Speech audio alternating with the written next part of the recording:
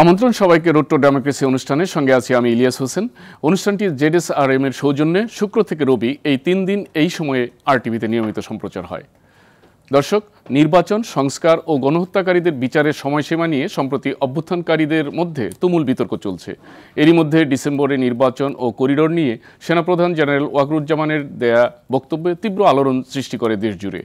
অন্তর্বর্তী সরকারের প্রধান উপদেষ্টা অধ্যাপক মোহাম্মদ ইউনূস পদত্যাগ করতে চাইছেন, এমন খবরে নতুন করে অনিশ্চয়তা অস্থিরতা ছড়ায় রাজনৈতিক অঙ্গনে। এই প্রেক্ষাপটে বিএনপি, জামাত ও এনসিপির সাথে বৈঠক করেছেন প্রধান উপদেষ্টা।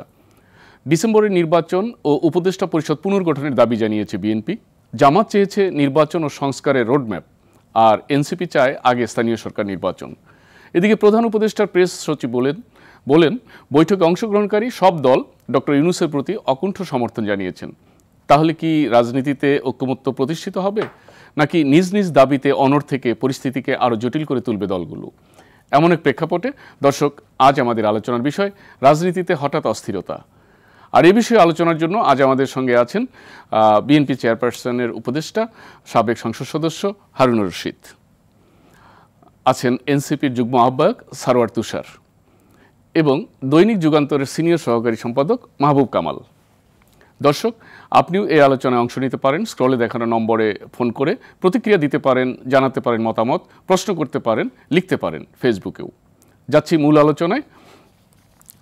আজকে তো আপনারা জানেন যে প্রধান উপদেষ্টার সাথে বৈঠক হয়েছে। তো আমরা যে জিনিসটা দেখছি, হঠাৎ করেই একটা বিষয় সামনে চলে আসলো যে অনেকটা ক্ষোভ এবং হতাশা থেকে প্রধান উপদেষ্টা পদত্যাগ করতে চাচ্ছেন। তো এইখানে এরকমও কথা আসছে যে বৈষম্যবিরোধী ছাত্র আন্দোলন বা এখন যারা এনসিপি তাদেরকে বলেছে যে এরকম করলে তা উনি পদত্যাগ করবেন, এ জাতীয় কথাবার্তাও রাজনীতি আসছে। সেক্ষেত্রে জনাব মাহবুব কামাল, আপনি কি মনে করেন যে এই ক্ষোভ এবং হতাশা আসলে কার দায়, কেন এই পরিস্থিতি তৈরি হলো? এখন বাংলাদেশের রাজনীতির দুটি বড় স্টেক হোল্ডার পার্টি বিএনপি এবং এনসিপি, তাদের দুই প্রতিনিধিকে পেয়ে আমি প্রথমে কিছু একটু বলি কথা। সেটা হচ্ছে যে আপনারা থাকতে এই যে হারুন ভাইদের দল এবং তুষারের দল, তখন তার দল ছিল না, দল তো পরে হয়েছে। এই 9 মাস কেন এই দৃশ্যগুলো আমাদের দেখতে হলো, এটা কিন্তু এটা খুব জরুরি একটা প্রশ্ন। বৈষম্য বিরোধী ছাত্র আন্দোলন এবং বিএনপি থাকতে কেন 9 মাস এসব দৃশ্য আমাদেরকে দেখতে হয়েছে? এখন বলবেন যে কী সব দৃশ্য দেখছেন আপনারা, এটা তো প্রশ্ন আসবে, তাই না? হ্যাঁ, এরকম দৃশ্য আমরা দেখেছি যে একজন নন আওয়ামী লীগার, একদম আলাপ হলো একটা ছেলে, তাকে ভাত খাইয়ে মজা করে তাকে হত্যা করা হয়েছে। কিন্তু সে কিন্তু আওয়ামী লীগার না, ছাত্রলীগার না, সাধারণ একজন যুবক। এবং এরপরে চিফ অ্যাডভাইজার একটা স্টেটমেন্ট পর্যন্ত করেন নাই, অথচ উনি আবু সাইদের বাড়িতে গেছেন। কি দেখেছি আমরা? শিল্পকলা একাডেমিতে নাটক হচ্ছে, মব গিয়ে নাটক বন্ধ করে দিচ্ছে। নারী ফুটবল খেলতে দিব না। বসন্ত উৎসব ফুলের দোকানে লুটপাট হচ্ছে। লাইব্রেরি থেকে রবীন্দ্রনাথ, কাজী নজরুল ইসলাম, আমাদের জাতীয় কবি কাজী নজরুল ইসলাম, তাদের বই উধাও হয়ে যাচ্ছে। মব তৈরি করে আপনার যাকে তাকে হ্যারাসমেন্ট করা হচ্ছে। হ্যাঁ, এবং আমি তো বলি যে সরকারি কর্মচারীদের মধ্যে যারা আনটাচ থেকেছে, যাদেরকে টাচ করা হয় না, তারা খুবই ভাগ্যবান। যে কোনো সরকারি কর্মচারীকে আপনার এই মবিস্টরা ইয়ে করতে পারত, টার্গেট করতে পারত, গিয়ে বলতো খালি তুমি 4 অগাস্ট কিংবা 5 অগাস্ট সকাল পর্যন্ত চাকরি করছো, পদত্যাগ করো নাই, তুমি গভর্নমেন্টকে ফাংশন করতে দিছো, তুমি স্বৈরাচারের দোষর, দাও 1 লাখ টাকা। এরকম একটা পরিস্থিতির মধ্যে আমরা ছিলাম। এবং মিডিয়া থেকে শুরু করে শিক্ষক মণ্ডলী, ভিসি থেকে শুরু করে প্রিন্সিপাল থেকে শুরু করে টিচার, মুক্তিযোদ্ধার গলায় জুতার মালা, হ্যাঁ, তারপরে সরকারি বুলডোজার দিয়ে আপনার একটা ঐতিহাসিক বাড়ি 32 নম্বর ভেঙে দেওয়া, সরকারি বুলডোজার দিয়ে। কিন্তু এই সব কারণে কি বলতে চাচ্ছেন যে আমি বলছি হতাশা বা একটা আমাদের কেন দেখতে হলো, এই জবাবগুলো আমি দুজনের কাছে চাই। কেন আমাদের দেখতে হলো? আমরা তো সাধারণ মানুষ, আমাদের এইসব দৃশ্য কেন দেখতে হলো? ওনারা নিশ্চয়ই এটা জবাব দিবেন, কিন্তু আমি আসলে জানতে চাচ্ছিলাম যে সরকারের মধ্যে এই হতাশা বা পদত্যাগের প্রসঙ্গ কেন আসলো, কি কারণে, আপনার কি অবজারভেশন? ক্লিয়ার হতাশা কেন আসছে, পদত্যাগে তো ক্লিয়ারটা হচ্ছে যে সেনাবাহিনীর সঙ্গে সরকারের একটা দূরত্ব তৈরি হয়েছে, এবং প্রফেসর ইউনুস নোবেল লরিয়েট, তিনি নিজেকে খুব অ্যাশেমড ফিল করতেছেন এবং উনি নিজেকে খুব বিব্রত মনে করতেছেন যে তার মতো একজন লোক, যাকে আমেরিকান প্রেসিডেন্টরা পর্যন্ত কেয়ার করে, যাকে ফ্রান্সের প্রেসিডেন্ট পর্যন্ত কেয়ার করে, তাকে একজন সেনা প্রধান এইভাবে আন্ডারমাইন করতেছে। উনি he is ashamed of everything. তো ফলে তার মধ্যে একটা হতাশা আসতেই পারে। কিন্তু প্রশ্নটা হচ্ছে যে সেনা প্রধান, এই যে দেখেন এখানে একটা কথা বলি, অনেকে বলে কি সেনা প্রধান তার এখতিয়ার বহির্ভূতভাবে কাজ করছে। হ্যাঁ, তারপরে সেনা প্রধান কি মানে উনি বলছেন আমি অভিভাবকহীন, তার মানে গভর্নমেন্ট ইটসেলফকে উনি ইগনোর করতেছেন, যে গভর্নমেন্ট বলে কিছু নেই। আবার দেখেন এটার পাল্টা যুক্তি আছে, কিন্তু 5ই আগস্ট কি সেনাবাহিনী একটা স্টেক হোল্ডার ছিল না? ছিল কি না? 5ই আগস্ট একটা স্টেক হোল্ডার ছিল, বড় স্টেক হোল্ডার ছিল, এবং এই বিজয়ের পিছনে আপনার সেনাবাহিনীর বিরাট অবদান। তারপরে তখন সেনাপ্রধান বলছিলেন যে আমার উপরে আপনারা আস্থা রাখতে পারেন, এটা কিন্তু বলছিলেন। জি। তাইলে যখন উনি কমিটেড টু দ্য নেশন, যে ওনার উপরে উনি একটা কমিটমেন্ট করছে পাবলিক, উনি আস্থার ভাজনের একজন লোক, উনি যখন দেখতেছেন যে মব ভায়োলেন্স, উনি যখন দেখতেছেন যে নির্বাচন অ্যাট এ স্টেক, উনি একবার প্রথমেই বলছেন 18 মাসের মধ্যে নির্বাচন হতে হবে। তখন মানে 5ই আগস্ট থেকে 18 মাস তো আপনার ডিসেম্বরের মধ্যেই করতে হবে। তারপরে উনি দেখতেছেন যে আপনার কি বলে যে ওই করিডোর দেওয়ার পরিকল্পনা চলতেছে, চিটাগং পোর্ট বাইরের হ্যান্ডলারদের কাছে দেওয়া, তো উনি ন্যাচারালি উনি রিয়াক্ট করবেন। প্রথম কথা হচ্ছে করিডোরটা তো স্বাধীনতা সার্বভৌমত্বের সাথে সম্পর্কিত, তা সেনাবাহিনী কি জন্য তৈরি হয়েছে? সেনাবাহিনী উনি যে প্রতিক্রিয়া দেখালেন সেনাপ্রধান, সেটাতে প্রধান উপদেষ্টা কি ক্ষুব্ধ বা হতাশ হলো এরকম বলতে চাচ্ছেন? ক্ষুব্ধ হয়েছে কিনা আমি জানবো না, তবে ওনার তো পার্সোনালিটিতে লাগার কথা। এটা তো মানে কমন সেন্স তাই বলে, ওনার পার্সোনালিটিতে এটা লাগার কথা। আচ্ছা, আপনি হয়েছেন কিনা আমি জানি না। জি, আপনি আলোচনার প্রথম অংশ বলেছিলেন যে বিএনপি আছে, তারপরে এনসিপি আছে, এরাও নানান রকম ভায়োলেন্স হয়তো নিয়ন্ত্রণ করতে পারে নাই বা দেখছে, কিছুটা দায় বোধে তাদের উপরে পড়তায়। তো আমি একটু এনসিপির যুগ্ম আহ্বায়ক জনাব সারোয়ার তুষার, আপনার কাছে জানতে চাচ্ছি যে উদ্ভূত যে পরিস্থিতি তৈরি হয়েছে, হঠাৎ করে যেটা অস্থিরতা আসলো, এতে করে কি এনসিপির কোনো দায় আছে, বা আপনারা কি কোনোভাবে দায়িত্বশীল আচরণ করেননি, এরকম কোনো কিছু মনে হয় আপনাদের? না, আমাদের কাছে এরকম মনে হয় না, কারণ এই উদ্ভূত পরিস্থিতি কি কারণে ঘটেছে এটা আমরা গত কয়েকদিন যাবতীয় আলোচনায় ছিল। আর আজকে প্রধান উপদেষ্টার যে বিবৃতি, চিফ অ্যাডভাইজারের অফিসের যে বিবৃতি, সেটাতেও তিনি খুব পরিষ্কারভাবে কিন্তু এই কথাটা এসেছে যে কী কারণে তিনি, মানে আপনি একটা দেশে একটা সরকার থাকবে এবং যদি আলাদা পাওয়ার সেন্টার হয়ে যায়, আলাদা কর্তৃত্ব হয়ে যায়, এবং যদি সরকারকে কাজ করতে না দেয়, এখন এই সরকার ডেমোক্রেটিক এই অর্থে যে এই সরকার আন্দোলনগুলো দমন করছে না যেভাবে আওয়ামী লীগ করতো, মানে খুব ব্রুটালি, কিংবা এই সরকার সকলের কথা শুনছে, সকল রাজনৈতিক দল এখন যে মাত্রায় রাজনীতি করতে পারছে, দ্বিমত আছে, ভিন্নমত আছে বিভিন্ন ধরনের, কিন্তু যে মাত্রায় রাজনীতি করতে পারছে এটা তো নিকট অতীতে কোনো উদাহরণ নাই।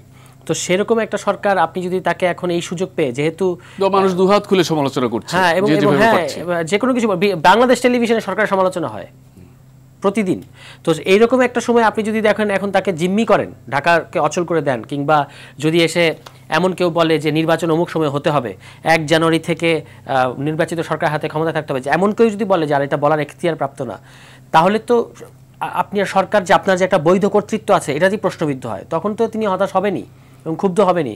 সেটাই তিনি আজকের যে বক্তব্যে তিনি কিন্তু খুব দুটো জিনিস, একটা জিনিস বলেছেন যে একটা হলো তিনি সুষ্ঠু নির্বাচন দিতে চান, যেন তেন নির্বাচনই করবেন না, এবং যেন তেন নির্বাচন কেউ একটা ক্ষমতায় কাউকে বসানোর জন্য যেন তেন একটা নির্বাচন হবে, এবং এটা আপনি ডক্টর মোহাম্মদ ইউনূসের মতো একজন বিশ্ববরেণ্য ব্যক্তিকে তার জন্য ঢাল হিসেবে ব্যবহার করবেন, এটা তিনি হতে দেবেন না বলে আমার ধারণা।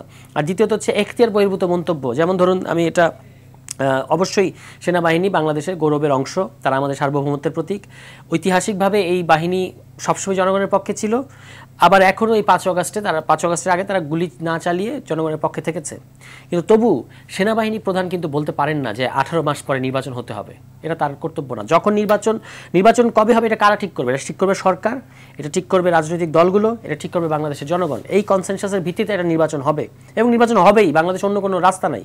বাংলাদেশ তো 111 দেখে এসেছে, সুতরাং আপনি আর এখন 17 বছর পরে আর 111 এখানে হবে না। এখানে অবশ্যই নির্বাচন হবে, কিন্তু যখনই নির্বাচন হবে সবাই মিলে ঐক্যমত্য হবে, তখনই নির্বাচনের জন্য সেনাবাহিনীকে যা তার দিক থেকে যা ভূমিকা সেটা সেনাবাহিনী পালন করবে।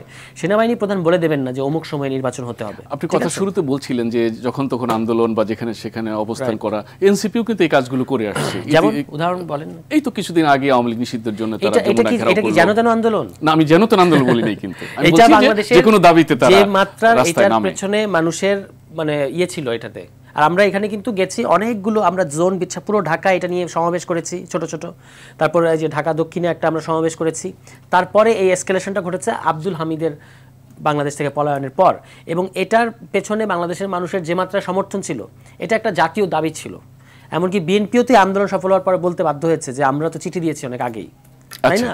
তার মানে এটা তো সবারই দাবি। এটাকে তো আপনি এটার কারণে কোনো সমস্যা হয়েছে আমি এরকম মনে করি না। আচ্ছা, আমরা এই পরিস্থিতি তাহলে বিএনপির বক্তব্য শুনি একটু। যে আপনারা তো এই মুহূর্তে বলতে গেলে বাংলাদেশের সবচেয়ে বড় রাজনৈতিক দল এবং শুরু থেকেই সরকারকে সমর্থন দিয়ে আসছেন, এখনও সরকারকে সহযোগিতা করতে চাচ্ছেন, কিন্তু তারপরেও এই যে এক ধরনের বিশৃঙ্খলা অস্থিরতা রাজনীতিতে, এটার দায়ভার তো আপনাদের কাছেও আসতে পারে। আপনি কিভাবে দেখছেন? ধন্যবাদ আজকের রোড টু ডেমোক্রেসিতে আমাকে আমন্ত্রণ জানানোর জন্য এবং উপস্থিত আমাদের অন্যান্য সহালোচকবৃন্দ।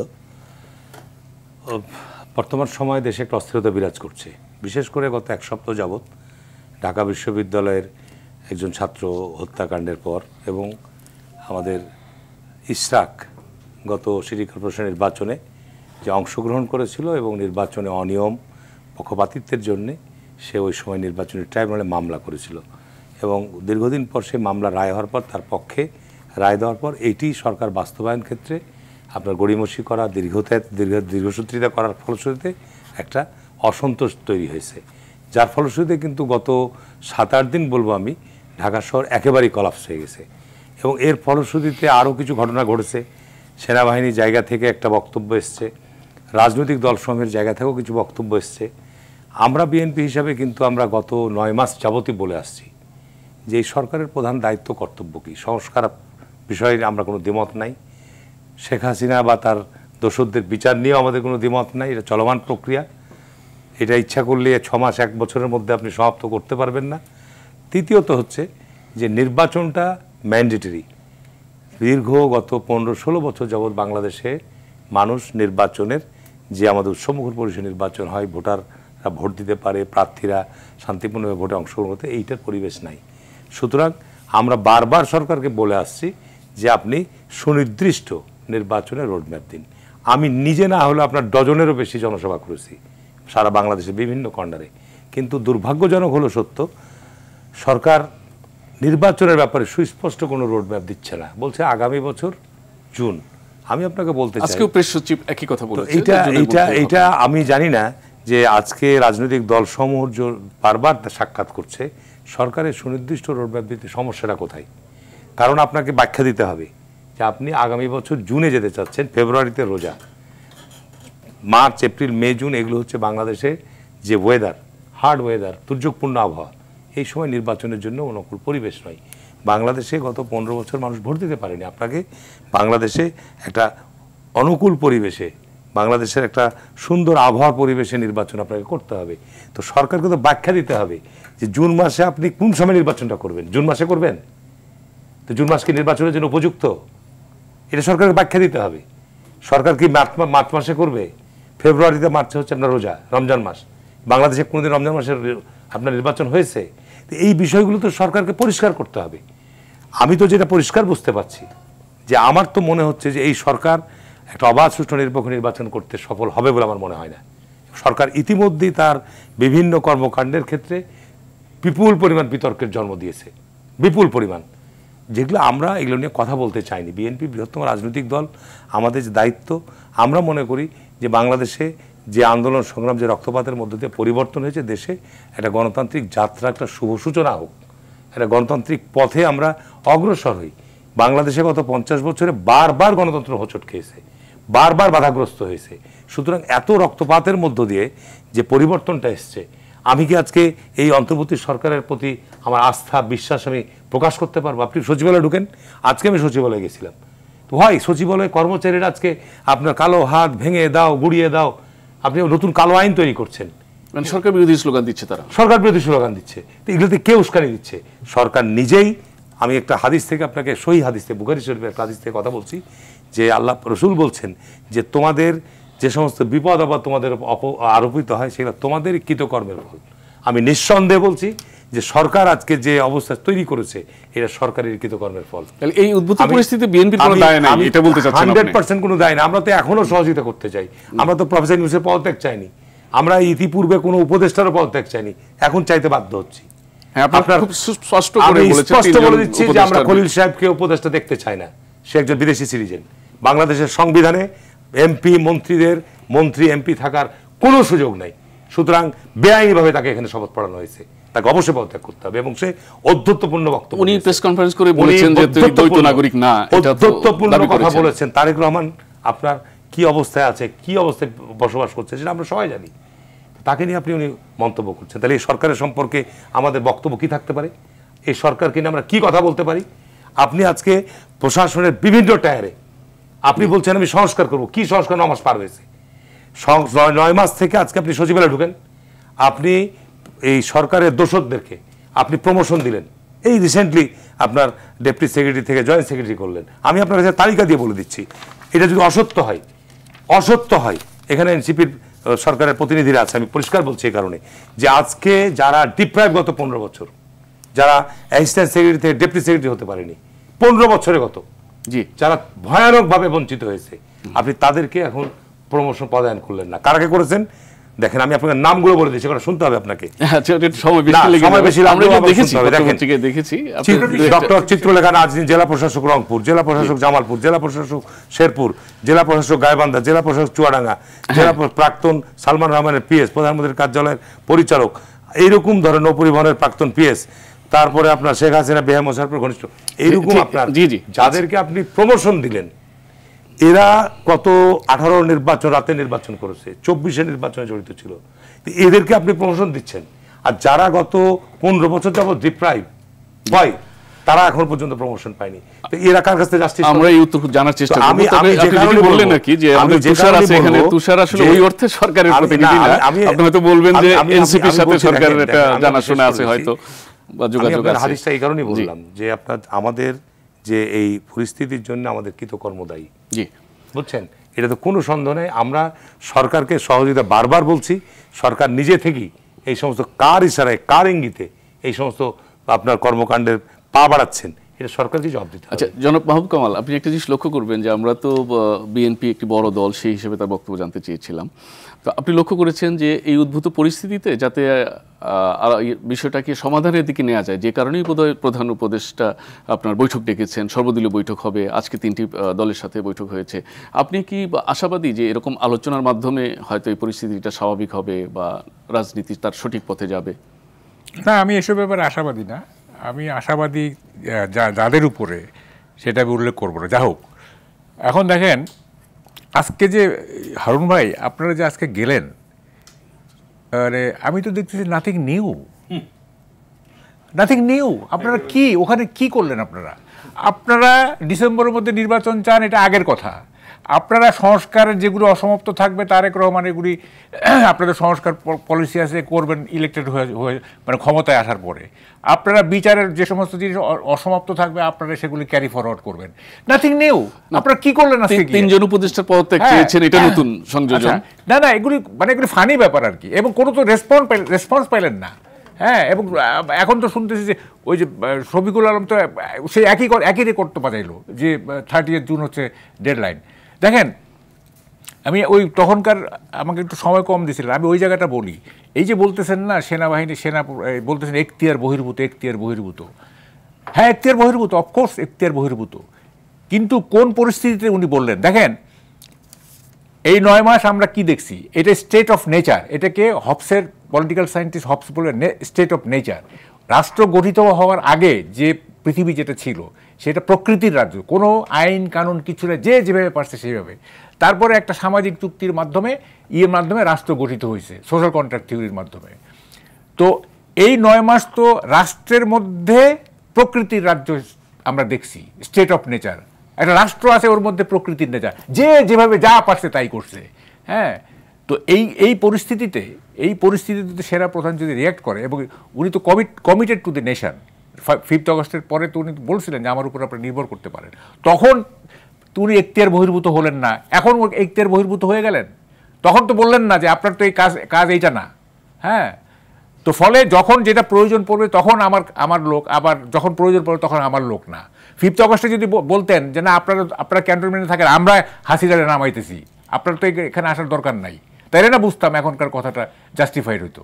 তো ফলে দেখেন, আরেকটা দেখেন, তুষার বলতেছে বারবার একটা জিনিস আমরা বুঝতেছি না, সেটা হচ্ছে যে সবসময় জনগণের ব্যাপার বলে চালানো হয়। তুষার বলতেছে যে ওটা জনগণ, যে কোনো রাজনৈতিক দলই বলে জনগণের জন্য কাজ করে। মেজারিং রডটা কি? আমার বক্তব্যের সঙ্গে জনগণ আছে কিনা এটা বুঝবো কিভাবে? আনলেস রেফারেন্ডাম অথবা একটা ইলেকশন অথবা একটা যে কোনোভাবে তো একটা মেজার করতে হবে, তাই না? বলে দিচ্ছি জনগণ, এই যে যেমন ধরেন যে এই যে উপদেষ্টারা বলছেন যে যদি স্বাভাবিকভাবে কাজ করতে না পারে তাহলে আমরা জনগণকে সাথে নিয়ে মানে করব।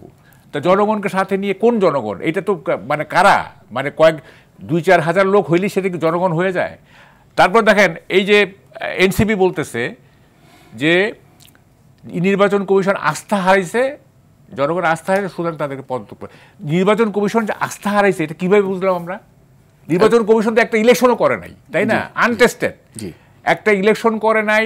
তারপরে কি বলে যে এই সরকারেরা বলে গঠিত, যখন গঠন করা হয় এনসিপির নিশ্চয়ই অ্যাপ্রুভাল ছিল, তখন তো তারা হেভি স্টেক হোল্ডার, তখন অ্যাপ্রুভাল ছিল। এখন যেহেতু প্রধান নির্বাচন কমিশন বলতেছে ডিসেম্বরের মধ্যে নির্বাচন করার জন্য আমাদের প্রস্তুতি আছে, বিএনপিও ডিসেম্বরের মধ্যে নির্বাচন চায়, সিনক্রোনাইজ করে গেছে, সুতরাং এটা প্রো বিএনপি এই নির্বাচন কমিশন। এই কোয়েশন তো চলতেছে। এটা কি নির্বাচন কমিশন কি কোনো নির্বাচন করছে? এবং আমরা দেখছি যে নির্বাচন একটা কারচুপির নির্বাচন করছে বা প্রতিহত করতে পারে নাই, আমরা দেখি নাই। তা যে রাঁধুনি এখন রান্নাই করলো না তাকে বলতেছে সে রান্না করতে পারে না, আর এটা কোনো হইল কিছু? এবং বলতেছেন কি জনগণের আস্থা হারাইছে। আমি তো বলতেছি মানে জনগণ তো নির্বাচন কমিশন সম্পর্কে জনগণ কোনো ভাবেই না, জনগণ আছে তাদের সমস্যা নিয়ে।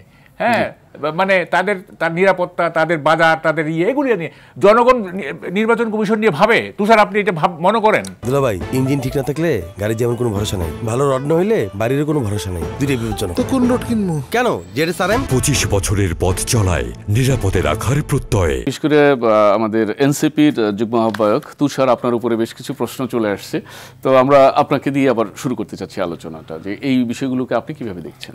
না, বিষয়টা যেটা সর্বশেষ ইসির প্রসঙ্গে যদি বলি, নির্বাচন কমিশনের প্রসঙ্গে ভাই বলেছেন, এই নির্বাচন কমিশন গঠিত হওয়ার সময় তখন এনসিপি ছিল না, কিন্তু জাতীয় নাগরিক কমিটি ছিল।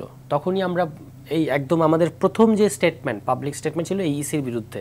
কেন? কারণ আমরা বলেছিলাম যে এই আইনে, যে আইনে এসি গঠিত হয়েছে, এই আইনে ইসি গঠিত হওয়া উচিত না। এটা 2022 সালের প্রধান নির্বাচন কমিশনার ও অন্যান্য নির্বাচন কমিশনার আইন 2022-এ গঠিত হয়েছে, যেটাকে গঠিত হওয়ার সময় তখন বিএনপি মহাসচিব মির্জা ফখরুল ইসলাম আলমগীর সাহেব উনি বলেছিলেন এটা একটা বাকশালী আইন, বাকশালী কমিশন, এবং অন্যান্য সকল রাজনৈতিক দল বিরোধিতা করেছিল।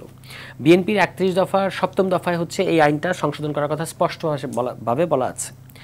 তো এই আইনে আপনি প্রধান উপদেষ্টা কি বলেছেন? তিনি বাংলাদেশের ইতিহাসে একটা শ্রেষ্ঠ নির্বাচন করবেন। কিন্তু আমরা যেটা বুঝি সেটা হচ্ছে এই আইনের মধ্যে দিয়ে যদি ইলেকশন কমিশন ফাংশন করে, এটা কিন্তু কোনো ব্যক্তি নিয়ে আলোচনা না, এই আইনটার একটা ফাংশনালিটি আছে। হ্যাঁ, তো এইটা নিয়ে আপনাদের কোনো আপত্তি মানে ব্যক্তি নিয়ে প্রশ্ন না। আমরা এমনকি ভালো আইনের মধ্যে যদি খারাপ লোকও থাকে, সেও ওই আইন অনুযায়ী কাজ করতে পারবে। কিন্তু আপনি তো বলছেন প্রো বিএনপি। না, ঠিক আছে, আমি বলি তো এখন উনি শেষ করুন। হ্যাঁ, তো এই ইসি ভালো নির্বাচন দিতে পারবে এরকম মনে হচ্ছে না। ঠিক আছে, পাশাপাশি আপনাদের অবজারভেশন আর কি, তার আরো অনেকগুলো কর্মকাণ্ড, যেমন ধরুন খুবই গুরুত্বপূর্ণ সংস্কার প্রস্তাব এই ইসি বিরোধিতা করছে, খুবই অদ্ভুত। যেমন মানবতা বিরোধী অপরাধে যদি কেউ যদি অভিযুক্ত হয়, তাহলে তিনি নির্বাচনে অযোগ্য বিবেচিত হবেন। এই প্রস্তাবে বিরোধিতা করার কি কারণ থাকতে পারে? ফেরারি আসামি নির্বাচনে মানে বিবেচ্য হবে না, যোগ্য বিবেচ্য হবে না, এটারও বিরোধিতা করছে। তারপর হচ্ছে আপনার সশরীরে এসে মনোনয়নপত্র জমা দিতে হবে, এটারও বিরোধিতা করতেছে ইসি। যদি আপনি নির্বাচন কমিশন, আমরা 4 জন একটা নির্বাচন কমিশনে ছিলাম, দায়িত্বের পরে যদি দেখা যায় যে নির্বাচনে বড় সড় ধরনের কোনো অনিয়ম কিংবা যেটা যে 14, 18, 24-এর মতো যদি থাকে, তাহলে মেয়াদ শেষ হওয়ার পরেও অ্যাকাউন্টেবল করার, বিচার করার, শাস্তি দেওয়ার বিধান থাকতে হবে। এটারও তারা বিরোধিতা করছে। কি কারণে? তারা কি একটা ভুয়া নির্বাচন করতে চায়? এই কারণে যে তারা পরবর্তীতে ভয় পাচ্ছে এখনই। এরকম অনেকগুলো কারণে আমরা দেখতে পেয়েছি যে এই ইসির নিরপেক্ষতা এবং এই সর্বশেষ ইশরাক সাহেবের ঘটনায় তারা তো একটা পক্ষভুক্ত, তারা বিবাদী, তারা মানে আপিল করার কথা, আপিল না করে তারা তড়িঘড়ি করে আইন মন্ত্রণালয়ের কাছে একটা কোয়ারি পাঠানো হয়েছিল, সেটা শুরু হওয়ার আগেই তারা গেজেট করে দিল রাতের বেলা, ঠিক আছে। তারপর হচ্ছে স্থানীয় সরকার তারা নির্বাচন কমিশনে একটা চিঠি পাঠিয়েছে যে গেজেটের পরে যখন তারা চিঠি পাঠালো স্থানীয় সরকারকে যে আর কোনো জটিলতা আছে কিনা, তখন আরও কতগুলো প্রশ্ন করে স্থানীয় সরকার নির্বাচন কমিশনের কাছে চিঠি পাঠিয়েছে। এই চিঠিটা তারা লিক করে দিয়েছে। তাহলে এই ইসির ভিতরে কারা আছে? এবং সেটা দেখা গেল যে ইশরাক সাহেব ওই চিঠিগুলো উনি ফেসবুকে দিলেন, ঠিক আছে। তাহলে ইসি থেকে এই চিঠিগুলো ফাঁস হলো কিভাবে? এটা তো খুবই গোপনীয় ব্যাপার ছিল দুইটা প্রতিষ্ঠানের মধ্যে। এই সমস্ত কারণে আমাদের কাছে মনে হয়েছে যে এই ইসিটা ইতিমধ্যে তার নিরপেক্ষতা হারিয়েছে এবং তাদের একটা সুষ্ঠু নির্বাচন দেওয়ার মতো মানে আমরা দেখতে পাচ্ছি না, আলামত দেখতে পাচ্ছি না। যদি সুষ্ঠু নির্বাচন হতে হয় তাহলে আগে কিছু স্থানীয় সরকার নির্বাচন আগে হয়ে যেতে হবে, তাতে করে আপনি বুঝবেন যে জনপ্রশাসন, পুলিশ, ইসি থেকে শুরু করে সংশ্লিষ্ট যারা আছে একটা নির্বাচনের ক্ষেত্রে যাদেরকে আপনার লাগে, তারা বিগত 15 বছর কোনো সুষ্ঠু নির্বাচন দেওয়ার আয়োজনের কোনো অভিজ্ঞতা তাদের নাই, কোনো রেকর্ড নাই। তাহলে আমরা কি ধরেন জাতীয় নির্বাচন তো একটা ফাইনাল ম্যাচ, এখানে কোনো এক্সপেরিমেন্টের সুযোগ নাই। তাহলে এটা হওয়ার আগে এই ইসির নিরপেক্ষতা কিংবা এই ইসির দক্ষতাও যাচাই হওয়া দরকার। সেক্ষেত্রে কয়েকটা অন্তত সিটি কর্পোরেশন নির্বাচনগুলো হয়ে যাওয়া উচিত। তাদেরকে টেস্ট করার জন্য ওই স্থানীয় সংসদ সরকার নির্বাচন চাচ্ছেন আর কি। হয়তো যে টাইম আপনাদের এই মেসেজটাকে অন্য রাজনৈতিক দলগুলোর সময় ক্ষেপণ মনে করছে। না কেন এটা জাতীয় সংসদ নির্বাচনকে প্রলম্বিত করার জন্য শুধু বিএনপি মনে করছে। দেখুন আমরা অনেকগুলো দাবি করেছি, আমরা তো শুধু নির্বাচনটাকে আমাদের প্রধান লক্ষ্য করিনি। নির্বাচন আমরা বলেছি যে অবশ্যই এই কাজ করার পর নির্বাচন অবশ্যই হতে হবে এবং এই টাইম ফ্রেমের মধ্যেই হতে হবে। কিন্তু আরো আমাদের অনেকগুলো দাবি আছে। যেমন আমরা রাষ্ট্রপতির অপসারণ চেয়েছিলাম, আমরা বলেছিলাম যে এই সংবিধান স্থগিত করে নতুন সংবিধান লেখা উচিত, জুলাই ঘোষণাপত্র করা উচিত, জুলাই সনদ করা উচিত, ইত্যাদি অনেকগুলো আমাদের দাবি আছে। যে কোনো দাবিকে যদি আপনি মনে করেন যেটা নির্বাচন বানচাল করার একটা অপপ্রয়াস, তাহলে তো এটা আপনার রাজনৈতিক অবস্থান, আমি এটার সাথে একমত হব না। আমার দাবি থাকবেই, আমি একটা নতুন রাজনৈতিক দল, আমার একটা বিবেচনা আছে, আমি সেই বিবেচনা থেকে রাজনীতি করি। তো সুতরাং আমি আমার দাবিগুলো যা তুললেই যদি আপনার মনে হয় যে এরা বোধহয় নির্বাচন পেছাতে চায়, তাহলে এই আপনার দাবি বা আপনার কথাগুলো বলতে গিয়ে যেটা দেখছি আমরা যে এনসিপি যেন প্রত্যেক দলের সাথেই একটা বিরোধে জড়িয়ে যাচ্ছে, বিএনপি থেকে শুরু করে জামাত থেকে শুরু করে সবার সাথে একটা মতবিরোধ তৈরি হচ্ছে। কিন্তু আপনারা সবাই একসাথে অভ্যুত্থান করেছেন, রাইট? আপনারা এখন চাচ্ছেন একটা নতুন বাংলাদেশ, একটা সুন্দর বাংলাদেশ হবে, কেউ যাতে ফ্যাসিস্ট না হয়ে উঠতে পারে। কিন্তু সেই আপনাদের আন্দোলনকারীদের মধ্যে যদি বিরোধ হয়ে যায় তাহলে তো ভবিষ্যতে কি হবে? সাময়িক দ্বন্দ্ব হতেই পারে, হ্যাঁ, কিন্তু সেটা মিটিগেট করার মতো আমি মনে করি যে পরিবেশ আছে। কারণ এখন তো আর কেউ কাউকে মানে নির্মূল করতে চায় না, কেউ কাউকে এমন না যে সবারই স্পেস আছে, সবাই স্পেসে কাজ করছে এবং যদি ভুল বোঝাবুঝি হয় আমি মনে করি যে সবার মধ্যে কথা বলার পরিবেশ আছে, মানে সেই কমিউনিকেশনটা থাকতে হবে। কিন্তু অবশ্যই আমরা কৌশল করব, রাজনীতিতে প্রত্যেকেই করবে, বিএনপিরও কৌশল আছে, সবারই আছে, কিন্তু কতগুলো বেসিক নীতি তো একটা রাজনৈতিক দল তো একটা মানে নীতির উপর দাঁড়িয়ে থাকে কতগুলো। তো আমরা আমাদের বেসিক রাজনীতি ছেড়ে তো কারোর সাথে কৌশল করতে পারবো না।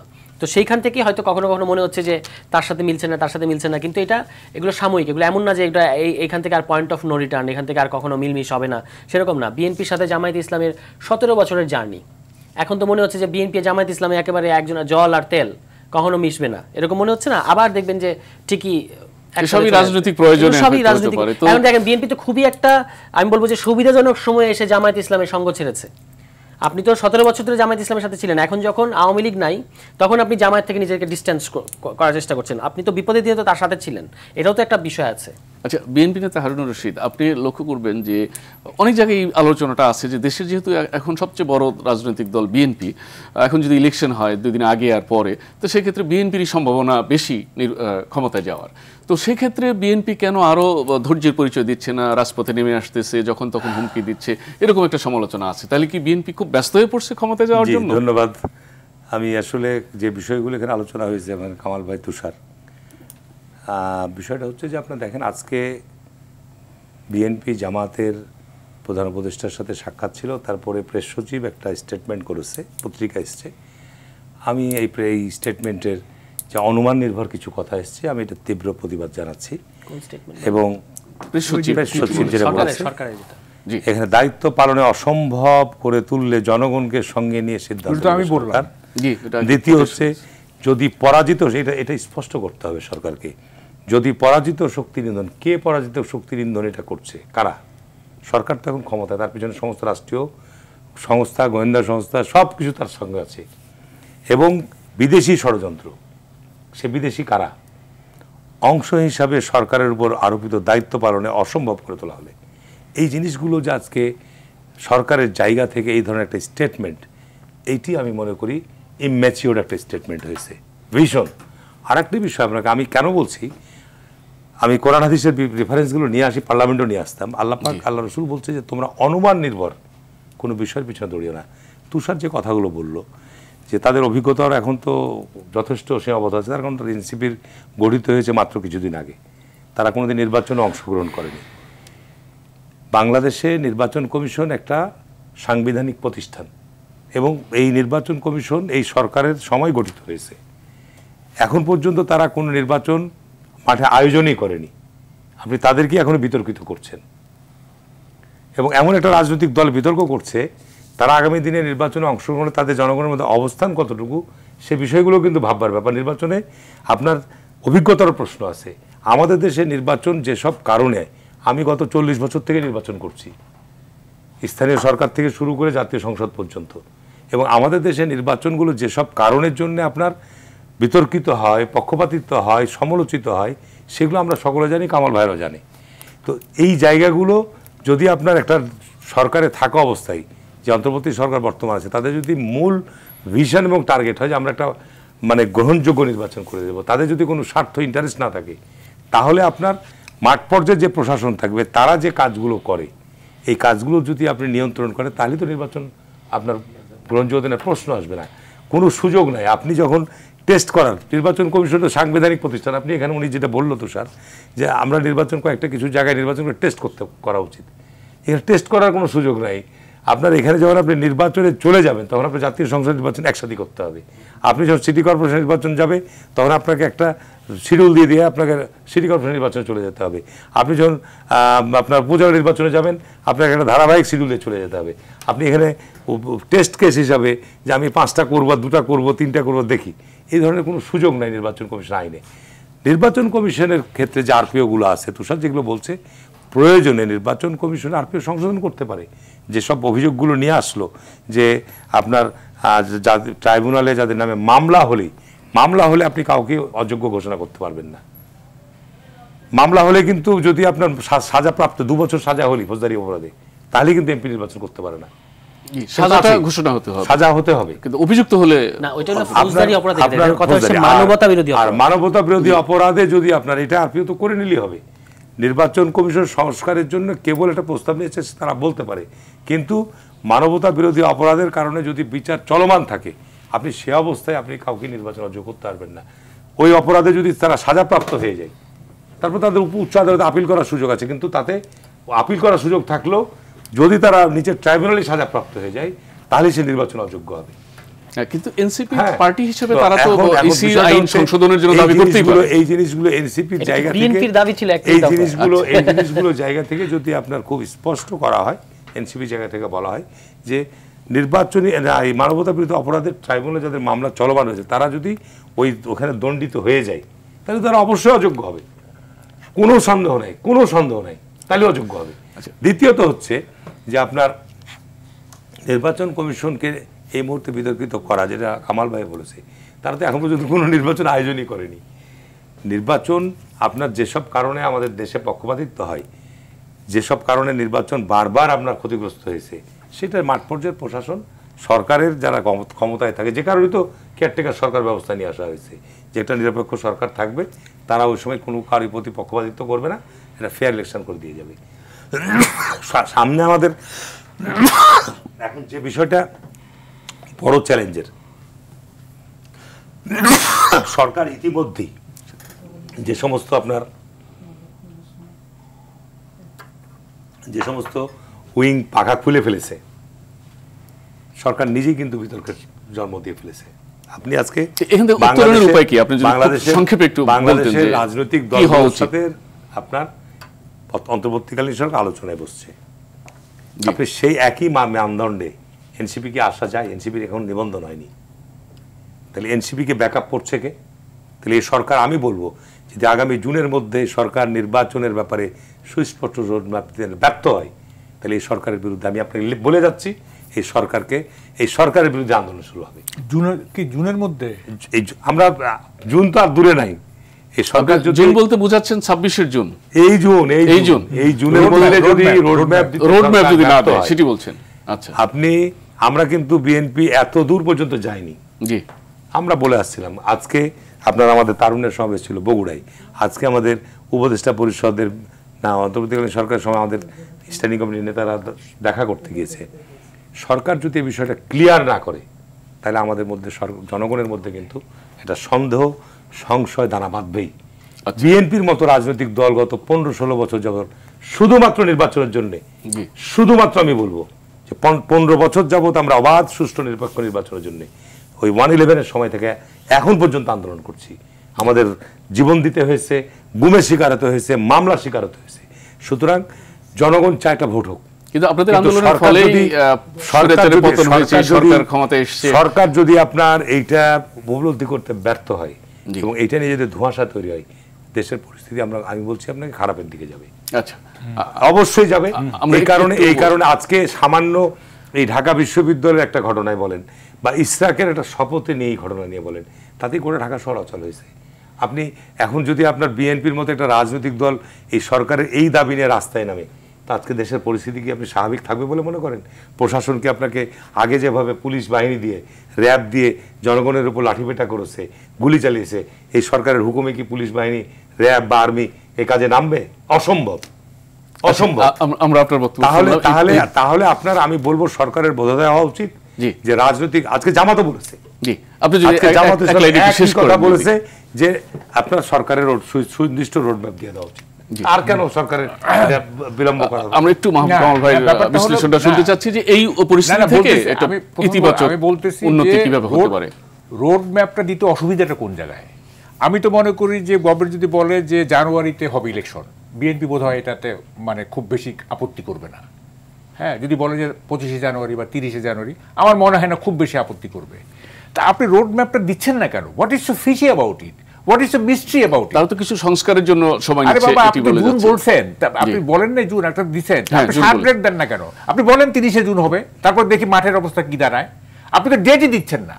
আচ্ছা, আপনি মনে করছেন যে তাহলে ডেটটা দিলে হয়তো একটা পরিস্থিতিটা স্বাভাবিক, ডেটটা দিলে তো সাধারণ রাজনীতির মধ্যে ডেটটা দিলে তো একটা বোঝা যাবে যে হ্যাঁ এখন তো whole thing is at stake, এখন তো কিছুই বোঝা যাচ্ছে না আর কি। আচ্ছা, এগুলি বাদ দেন। নির্বাচন যদিও হয়, ফেয়ার ইলেকশন হবে না এই গভর্নমেন্টের আন্ডারে, এটা ক্লিন কথা। পুরো জাতি আছে একটি ফেয়ার ইলেকশনের অপেক্ষায়। ফেয়ার ইলেকশন হবে না, যেটা এখন আপাতত যেটা করতে হবে সেটা বলেন। এগুলি ভবিষ্যৎ নিয়ে চিন্তা করি না আমি। প্রথম কথা হচ্ছে খলিলুর রহমান মাস্ট কুইট। এই ভদ্রলোক যত গ্যাঞ্জাম পাকাইছে এই ভদ্রলোক, ঠিক আছে? আপনার আর্মির যে স্নবারি, আর্মি তো একটা মানে স্নব ইয়ে না, সেখানে সে আঘাত করছে এবং প্যারালাল একটা সেন্টার। একটু যোগ করি একটা লাইন, আপনার চিফ অ্যাডভাইজারের একজন বিশেষ সহকারী বলছে যে এরকম রাজনীতিতে সেনা প্রধানের নাক গলানোটা ঠিক হচ্ছে না বা ঠিক না আর কি। আপনি কি এগুলো তো আলোচনা হইলই, এগুলো তো আগেই আলোচনা হয়ে গেল। Khalilur Rahman must quit. তারপরে আরো কিছু লোককে চিহ্নিত করে একটা রিপোর্ট বের হয়েছে, সেটা হচ্ছে গ্যাং অফ 7, মানে 7 কুচক্রী এই গভর্নমেন্টকে মিসলিড করতেছে। এটা আমি 7 জন, আমি মনে করি এটার সংখ্যাটা আরো বেশি হবে। এটা গ্যাং অফ 10 হইতে পারে, গ্যাং অফ 12 হইতে পারে। এইটা চিহ্নিত করে এই সরকার থেকে এদেরকে আলাদা করে এই সরকারকে এই গ্যাং অফ 10 বা গ্যাং অফ 7 থেকে মুক্ত করতে হবে, যারা মিসলিড করতেছে গভর্নমেন্টকে। এটা গেল একটা। এবং দেখেন এগুলি কিন্তু খুব মারাত্মক। যেমন চায়নাতে একবার মাও সেতুংয়ের সময় গ্যাং অফ 4 একটা খুব ইয়ে ছিল, 4 কুচক্রী আপনার মাও সেতুংকে মানে কমিউনিস্ট পার্টিকে ডিরেল করতে। ওখানে কিন্তু আর মাও সেতুংয়ের ওয়াইফও ছিল। মানে গ্যাং, এই যে কুচক্রীরা কিন্তু নিজেদের লোক থেকেই হয়, বাইরের লোক হয়। আমাদের শেষ করতে হবে। ফলে হচ্ছে এগুলো থেকে সরকারকে মুক্ত করতে হবে। Khalilur Rahman must quit. এবং সেনাবাহিনীর আপনার অ্যারিস্টোক্রেসি বলেন বা স্নবারি বলেন বা সেনাবাহিনীর যে একটা আলাদা ধরনের একটা মানে ইয়ে আছে, যেমন ক্যান্টনমেন্ট আর ঢাকার বাইরের দেখবেন যে টোটালি দুই ধরনের সমাজ, তার সেখানে যাতে কোনো আঘাত না আসে ইত্যাদি, এগুলি করে টোরে একটা মানে শান্তিপূর্ণ অবস্থা তৈরি করা হোক। নির্বাচন নিয়ে আমি খুব আশাবাদী না, নির্বাচন মানে এই সরকার থাকলেও আদৌ হবে কিনা, হইলে সেটা ফেয়ার হবে কিনা আই এম ডাউটফুল। ঠিক আছে, তো এগুলি করলে হবে কি সাময়িক একটা রিলিফ হবে আর কি। আচ্ছা, আচ্ছা, আমরা একটু তুষারের বক্তব্যের মাধ্যমে দেখেন, শেষ করতে চাচ্ছি। এই খুব সংক্ষেপে একটা হ্যাঁ, সংক্ষেপে, আপনি বলতে 5 আগস্টের পরে আমরা বিএনপি এবং বিএনপি মনা সিভিল সোসাইটির কাছ থেকে একটা কথা বারবার শুনেছি, সেটা হচ্ছে যে দ্রুত নির্বাচন দেন, না হলে দেশে একাকারও হবে। জি, গত 3-4 দিন ধরে আমরা দেখলাম যে মানে একটা নির্বাচনের জন্য, মানে নির্বাচন না দিলে, আগে বলা হচ্ছিল যে নির্বাচন না দিলে একাগারো হবে, এখন নির্বাচন দেওয়ার জন্য একাগারো ঘটায় ফেলার চেষ্টা হচ্ছিল। মানে পরিস্থিতি যে এই সরকারকে যদি আপনার মানে প্রধান উপদেষ্টা যদি সরে যেতেন এই যে সমস্ত কারণে, তাহলে যেটা হয়তো সেটা হচ্ছে একটা আর্মি ব্যাকড ওই আগের মতো ওইরকম একটা গভর্নমেন্ট হতো, এবং তারা একটা নিউ অ্যারেঞ্জমেন্টে গিয়ে যেন তেনভাবে একটা ইলেকশন দিয়ে দিত। তার মানে ইলেকশনের জন্য আপনি আরেকটা একাগারো আনতে যাচ্ছিলেন। তো এই জিনিসগুলো আমাদের খেয়াল রাখা দরকার। আরেকটা ব্যাপার হচ্ছে রোড ম্যাপ আর ডেডলাইন। ভাই যেটা বলছেন হচ্ছে ডেডলাইন, রোডম্যাপ তো অলরেডি গিভেন। প্রধান উপদেষ্টা বলছেন না যে জুলাই সনদ হবে, এবং জুলাই সনদের পরে ডিসেম্বর থেকে জুনের মধ্যে মানে তো জানুয়ারি ফেব্রুয়ারি হইতে পারে। এইটা হচ্ছে রোডম্যাপ অলরেডি গিভেন। এখন বিএনপি কেন মানতে চায় না আমি বলি, বিএনপি যদি কনভিন্সড হয় যে রোডম্যাপ গিভেন, তাহলে বিএনপির রাজনীতি কি এই সময়ে? বিএনপি তো নির্বাচন ছাড়া, ভাই কিন্তু রাইটলি বলেছেন যে গত 15 বছর যাবত আমরা শুধু নির্বাচনই চেয়ে এসেছি, এখনও তারা সেটাই চায়। এখন তারা যদি কনভিন্সড হয় যে হ্যাঁ রোডম্যাপ ইজ গিভেন, তাহলে বিএনপি কিন্তু রাজনীতি থাকে না। এই জন্যই তারা নির্বাচন এটা তাদেরকে করতে হবে, এটা তাদের রাজনীতির অংশ। কিন্তু আমি মনে করি যে নির্বাচনের রোডম্যাপটা দিয়ে দেওয়া হয়েছে, এখন তফসিল ঘোষণার সময় আমরা জানতে পারবো যে কখন, তারিখটা কবে। ওকে, আমরা এখানে শেষ করতে চাচ্ছিলাম, কিন্তু যেহেতু আপনি একটু প্রশ্ন তুলেছেন, আপনি 30 সেকেন্ডে শেষ করুন ভাই। বিষয়টা হচ্ছে যে বাংলাদেশ সেনাবাহিনীকে নিয়ে আমাদের কোনো বিতর্ক করা উচিত নয়। বাংলাদেশ সেনাবাহিনী 71-এর মুক্তিযুদ্ধের যে ভূমিকা, গৌরবোজ্জ্বল ভূমিকা বলেন, বাংলাদেশের এই গণতান্ত্রিক প্রেক্ষাপট পরিবর্তনের ক্ষেত্রে 90-এর গণঅভ্যুত্থান বলেন, এই 24-এর এই অভ্যুত্থান বলেন, সব ক্ষেত্রে সেনাবাহিনীর একটা ঐতিহাসিক গুরুত্বপূর্ণ ভূমিকা আছে। ইভেন আপনার বাংলাদেশের বিভিন্ন ক্ষেত্রে তাদের যে গুরুত্বপূর্ণ অবদান এই পর্যন্ত বলা যাবে না। দ্বিতীয় কথা হচ্ছে যে বাংলাদেশের নির্বাচনকে নিয়েই কিন্তু আপনার এই বিগত সময়ে শেখ হাসিনার নেতৃত্বে আপনার জামাত সহ সবাই কেয়ারটেকার সরকারের জন্য আন্দোলন হয়েছে, দিনের পর দিন হরতাল অবরোধ হয়েছে, আবার আমরা 15 বছর ধরে আন্দোলন করছি। সুতরাং নির্বাচনটা হচ্ছে একটা গণতান্ত্রিক সমাজ গড়ে তোলার ক্ষেত্রে, একটা অবাধ সুষ্ঠু নির্বাচন ছাড়া একটা গণতান্ত্রিক সমাজ গড়ে তোলার ক্ষেত্রে বিকল্প কোনো পথ নাই। সুতরাং আপনাকে ওই জায়গাটা নিশ্চিত করতেই হবে। সুতরাং ওইটার জন্য যদি আপনি আজকে বিভিন্ন রকম কথা আসবে, এটা আপনি নিশ্চিত করেন। এটাই হচ্ছে আপনাদের অনেক ধন্যবাদ আলোচনার জন্য। দর্শক, ZSRM presents road two democracy আজ এখানেই শেষ করছি। সঙ্গে থাকার জন্য ধন্যবাদ সবাইকে।